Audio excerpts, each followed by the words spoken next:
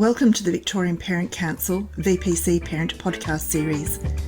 VPC is a registered charity organisation dedicated to everyone who support parents in educating their children. I'm Jackie Vandervelde, your host today. I'm here today with Amanda Lecaude. Amanda has been a guest on our podcast series in the past.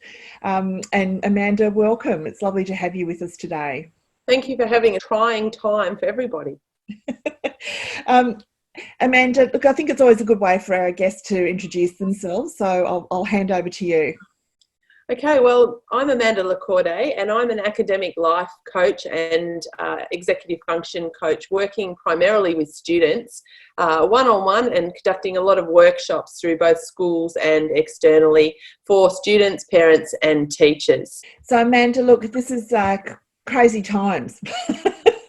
We're in coronavirus territory, COVID-19 or whatever it is it's called now. I think this is all really new territory for us. So this has big implications for schooling, for continuing education, for the new role of parents who find themselves potentially at home with their children. So how long might this go on for, and what will it mean? I guess initially it's very much obviously unknown. And we're all coming up, particularly in Australia, we're all coming up to school holidays in the next little while. So that's probably a good thing. So I guess, some schools will need to manage the closed environment up until that time. But I suspect it will go on longer and it will continue to evolve probably over the next couple of months. Mm.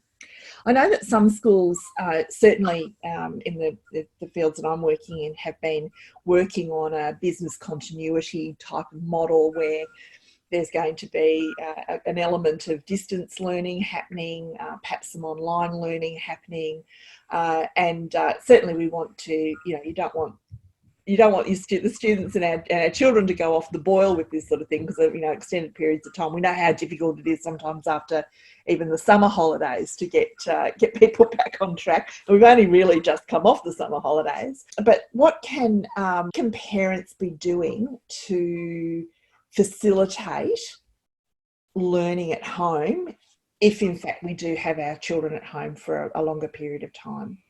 Look, I guess the biggest thing, first of all, to mention is that this is new, as you mentioned, and schools, it's not something, we've got a precedent around. It's a very new thing for schools, and schools have really been run off their feet in the last little while, trying to really madly prepare for how they're going to facilitate this going forward. As we know, there's a variety of people in our society who will have the opportunity to be able to work from home, and particularly students, whereas there's others that aren't. So we've got to obviously deal with all that aspect going on as well, as those that can do it. So that's the initial thing. And as I said, I just think it's really important for everyone to be patient, and really for schools, parents, students, teachers, everyone to work together on trying to find out what the best solution is and managing this. In terms of parents for supporting their children at home, I think that the biggest thing is when it's not school holidays, they need to keep pretty much the same routine as they keep on a day-to-day basis. So my advice is very much that students, should be still getting up like they were going to school, still going through the normal day-to-day routines, and then just continuing their learning over that sort of 9 till 3 time frame that they potentially would at school. That way then we're not doing this whole up and down bits and pieces and having to settle back into a routine again after the school holidays. We're trying to keep the routine and normality as much as possible. Now that might not be necessarily possible for younger students. Their learning might be narrowed down into shorter blocks of time if that's going to continue. And more than likely, I would imagine for primary school students, it's very much going to be around continuing to read, and some of those basic elements, and just doing normal day-to-day things in the home, cooking with them and, reading, sharing bits and pieces and doing activities. And there will be mathletics things and other resources that I'm sure the school will provide where they can continue, to some normality. it's probably more impactful at this point in time for our Year 12 students, Year 11 and Year 12 students more than anything. And I know that there's a lot of students out there that are very anxious at the moment about this. And in particular, I was even just working with a Year 9 student last night, and they're very concerned. So I encourage parents to talk to their children about what is going on. And try and take away some of that anxiety. And there's lots of resources and articles out there to help parents, on that front. But in terms of their learning, I think the biggest thing is that students are going to have to be so much more disciplined than ever before. And we know that's a struggle with students on a day-to-day basis when they're going to school and having to, do work and so forth. So it's going to be something that is quite challenging. And I guess, as I said, parents are just going to have to work through it. Look, I think that's a really good point, Amanda, that I think this is actually probably providing a really good opportunity for parents and to reconnect with their children about school and about learning. And I'm wondering whether this is also a really good opportunity to do things like, set up proper work areas. You don't need to spend a lot of money, but at all, in fact, it just might be a matter of clearing space. Like you make the day as a normal school routine as possible. So do we have our room and our study area set up, a work area set up? Like, just as an example, my entire lounge room now and dining table has been set up as a workstation for everybody who's in this house who's working from home. So do we do the same thing, at home for our students to actually carry on? Yeah, look, I think that's really important, and that's one of the tips that I've been putting together in a tip sheet that we will share with parents as well, and hopefully that will come out very shortly. But one of the things is, set themselves up in a space that's conducive to continuing that learning, making sure they've obviously got all their books that they should have or will have brought home from school.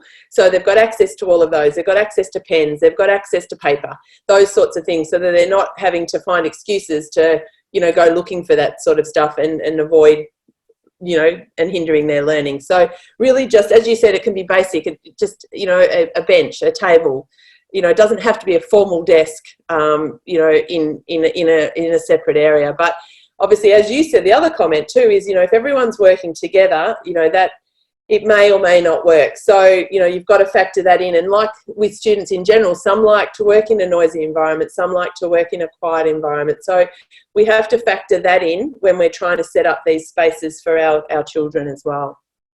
I think also too, but something that I'm aware of, and when I was in the classroom too, is actually making sure that there are those natural breaks for movement and activity that teachers are acutely aware of when they've got a whole classroom of students. When people start to get the wriggles and they're a little bit distracted, that you need to change the pace or the mode of working.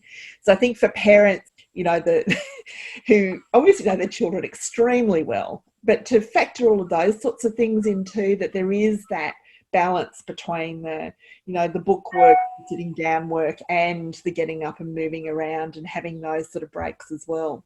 Yeah, look, very, very important, as it is with studying at any point in time or doing schoolwork. So I know when I was speaking to one of my students last night, I said to him, it's a new thing for him as of tomorrow that he's going to be learning from home.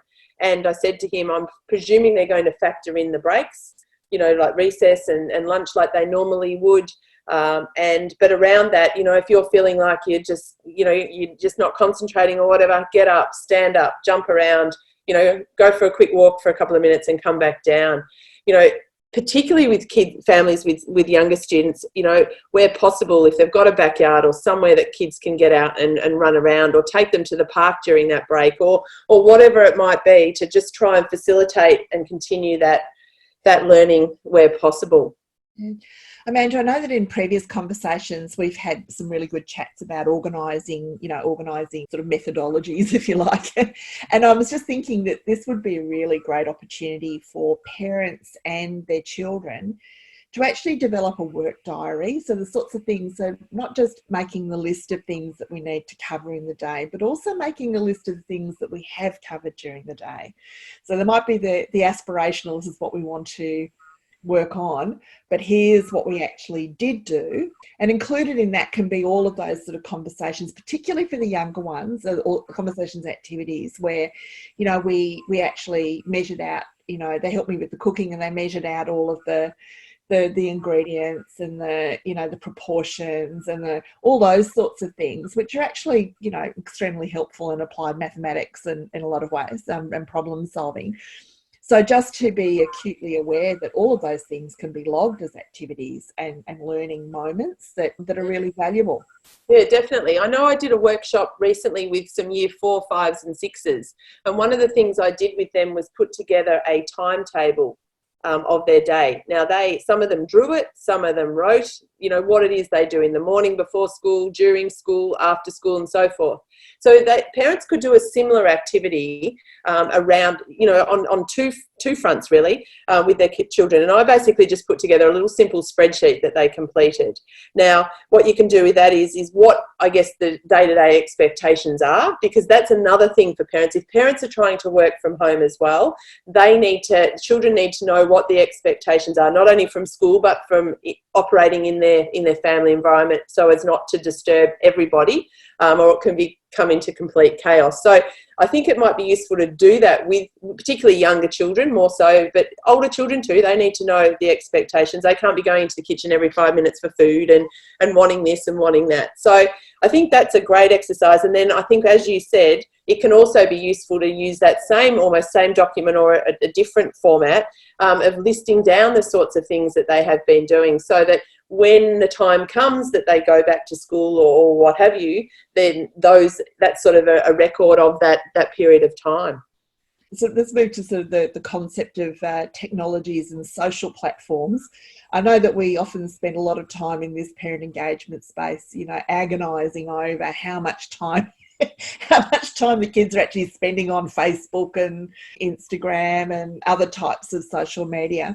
But in a lot of ways too, this you know, potential, you know, lockdown or isolation, which sounds horrendous, but really we live in an age where we can still keep those social connections going for young people in a pretty, you know, maybe it's not being together physically, but they can still be chatting with their friends and having time together, even in a social learning setting as well. But who've been spending a lot of time saying no more mobile phones in the classroom, no more mobile phones at school, etc. But I think this is probably a time where we can start to use them as actual tools that are incredibly productive. It's very interesting, as you said, and I think, you know, parents are going to grapple with this because we've gone from, you know, not wanting our kids to do too much of it, as you said, and finding a balance. And unfortunately, we're probably going to go back the other way for a certain period of time, because they're going to be using it, you know, with their learning ongoing, as well as then more so that social communication is going to be very, very important. Again, one of my students last night said to me that he was concerned he wasn't going to see his friends. So, you know, one of the tips that I recommend as well to schools and to students is, you know, keep in touch with your fellow students, you know, maybe do some group learning around school, but then also obviously that external communication is important. The key around this, though, very much for parents and students, is they don't need their phone with them while they're doing their learning, if they're doing their learning at home. So it doesn't need to be there as that distraction and that device that's, you know, pulling you to the side. It's like, oh, look at me, and then, you know, before they know it, they're on that and they're not doing whatever it is that they need to do. So that's a really important aspect, and turning off notifications on devices and so forth, so that they're not getting as distracted at the moments when they shouldn't be getting distracted. So I think Brave New World, I think that there's going to be some interesting learnings from this, and I actually think that we can really see this as a bit of an opportunity, to be perfectly honest, of getting some of that balance back.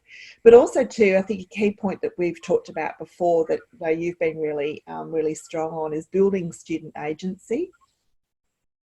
Definitely. And I think this is another key area. And again, something that's really, really important, even more so now, is if children are working on their own and in their environment at home, they don't understand something. They don't, you know, they miss something in the lesson. They need to speak up. And for some kids, it will be easier because they haven't got that, you don't have to put my hand up in class to you know, to get that information and put themselves out there. You know, some don't like to do that. Others obviously, you know, are more than comfortable in doing that. So that there's emails and other ways that they can follow up with teachers, and I encourage them more than ever. But as you said, I see this as an opportunity because I think it will improve students' learning in this space and see them become better self-advocates for themselves, hopefully, as well. Now, that's something parents can be supporting as well, so they can be checking in with their children about their learning. How did you go today, or what did you learn? Rather than coming at it from a nagging point of view, you know, just have a discussion about it. You know, what did you learn? And just, you know, create some interest around it. And did you struggle with anything? What were your challenges? You know, what worked well? Those sorts of things, so that potentially they can assist with that self-advocacy as well. That's a really lovely way of looking at it. And I'm also thinking too that parents might be feeling, oh my goodness, all of this pressure, I'm now responsible, which they kind of are. Yep. but also too, but looking at this and saying, I don't need to be doing all of this huge amount of work that these schools actually obviously do get through. But to really narrow it down to, and maybe having that conversation with the school about, well, what's essential. Yeah, and I think hopefully schools are communicating that well. And again, you know, I've seen some communications that have gone out to families and to students already. And, you know, I think schools are trying to set their expectations. But again, that will be something that will continue to evolve. So, you know, parents might be expected to do this or that, but then that might change, or, you know, so again, I think it's just a very fluid environment that we're going to see happen, and just something that we just need to, as I said earlier, be patient and just go along with. I think, you know, secondary school students, as I said, discipline is going to be so important for them to be self-disciplined, to continue their learning and so on. They should be old enough. Now, some aren't necessarily mature enough, but they should be old enough to potentially basically do it by themselves. Now, as I said, it's not necessarily going to be easy for all, and they're still going to need support around that. I think where the challenges are even more so is obviously those from primary school age, and keeping them occupied and keeping them and their learning going up. But as I said earlier as well, there's so much learning in that home environment that some of that just basic day-to-day stuff that we do anyway is continuing that. I know I spoke with a woman who homeschools her children the other day as well, and she basically pointed out that, you know, your children won't suffer academically. You know, I mean, it might if it goes on and on and on, but, you know, again, we don't know that. So for a period of time, you know, I'm sure we can all cope and we can try and support to the best we can. That's really, at the end of the day, all we can do. That's right. And I'm actually, I mean, I have seen some really good and helpful communications coming from schools as they're preparing parents for what looks like everyone being home for an extended period of time. Really encouraged by some of the proposals, which are units of work that they would have been doing at school, which they're adapting for home, which involves quite an integrated approach to topics. So there's a theme, and then there's all of these different activities or selections of activities, learning activities that can be undertaken at home very easily with the sorts of resources that they've got at home. And obviously having technology and the internet available is really useful, but there will be a lot of things that can actually be done at home without too much trouble. And I found that to be really encouraging, particularly for the younger students, so that they do keep that engagement and interest going, which is incredibly helpful. Yeah, no, definitely. And I think, you know, engagement is really what we're trying to do. We're trying to help kids, you know, maintain focus and again, that self-discipline and motivation to actually continue their learning. Now, for some, as I said before, that will be easy, and for others, you know, it will be a little bit more of a challenge. But we really want them to be self-directed learners. We want them to continue, you know, in their education. And it's not just a matter of doing what they need to get done, you know, as in the coursework, particularly the senior students. They will still need to, you know, look at it from the point of view of doing revision and preparing for assessments. Now, we don't know what assessments and things are going to look like. At the moment, basically, schools are putting that all on hold and deferring that to later times. But there may come a time where the schools will be looking at that, because we may not, you know, it may go on for a period, so that there might still have to be some of those formal assessments that have to occur. So students need to be prepared and still ready for that. and not just, think it's a holiday. Obviously, with the holidays coming up, let them have a break by all means. I mean, senior students still should probably be working away over that period of time, but not to the degree of, 9 to 3, constantly every day. So they do need to have a break. But when they are technically in a school term, they should be continuing with their learning. And it's not to be seen as a holiday. I agree. And I think what's important to note too, Amanda, is that every other Year 12 student is in the same boat. Yes. So it's not like they're the only ones they're the only ones that are at home, they're the only ones having to deal with this. And I know that I was looking at some communication coming from various education departments and accrediting authorities this morning, and they're already talking about the advice that they're giving schools around formal assessment and what that might look like, and what modifications and changes will need to happen to enable the process to go through as smoothly as possible. And of course, they'd be acutely aware, like we've had in, times of, crisis before, where we've had unusual events happening. There's always been room for some accommodation, so that students are not disadvantaged. Yeah, and as you said, I think I was having the exact same discussion with a couple of parents this morning, because I have one in Year 12 myself. So I'm acutely aware of this and the importance of it. But again, I've been having those discussions with my children around a lot of what we've talked about already today, that it won't be a holiday when and if it happens. So I think that's the other thing, just keeping that up. But I think that the main thing around that is all students are in the same boat, and they will be, all probably getting some form of consideration, down the track, but it's not just one or the other, which tends to be more what normally happens. So, and again, look, there are some challenges out there for some families. I mean, we've got lots of students who have got challenges, learning challenges. They might be on the spectrum, or they might have dyslexia, or they might have, a whole range of different things. And this is going to be a challenging period. But again, those families are generally very good at supporting and trying to continue to support their children will be really important. And I guess that's where, someone like myself can certainly assist if need be in relation to that. Look, Amanda, we're looking forward to getting your tip sheet. So that'll be out on the VPC websites and through their regular communications with parents.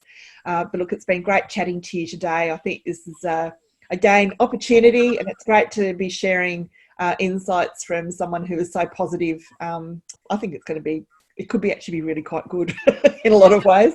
You're right. I think let's be positive about it. Let's not focus on any negativity. There's enough negativity going on in the world at the moment, and let's see what we can do to help and support our students around this. Good stuff. Thank you so much, Amanda. You're welcome. Thank you. Thank you to our guest speaker. We hope you enjoyed today's topic. Want to know more about this podcast and other VPC podcasts? Please visit the VPC website, vicparentscouncil.vic.edu.au, and leave a review. We would also welcome you to contact us if you would like to be our guest, or if you have a topic around parenting and education. Thank you to Melbourne singer Emma Sidney for her permission to use her soundtrack, Cherish. Until next time, thank you for listening.